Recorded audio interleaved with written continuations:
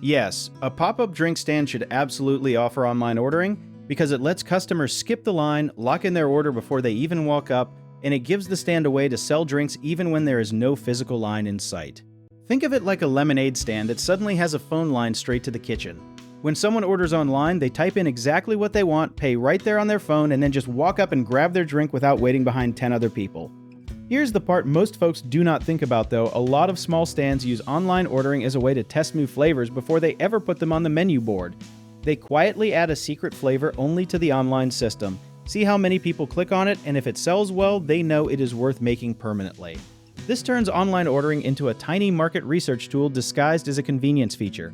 It also helps the stand guess how much fruit, syrup, or cups they need for the next day, since they can look at past online orders like a sneak peek into the future.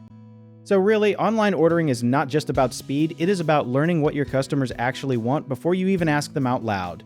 One common mistake stands make is turning on online ordering but forgetting to set a limit on how many drinks they can make in a short window, which leads to huge backups. A simple fix is to cap online orders per 15-minute slot so the stand never gets buried. Another issue is not connecting the online system to a real notification sound or alert, so orders get missed completely. Setting up a loud chime or vibration alert solves that fast. Lastly, many stands forget to list wait times online, which frustrates customers who show up expecting an instant drink, so always post an honest estimated wait time right on the ordering page. If you enjoyed this, check out our online directories in the description below.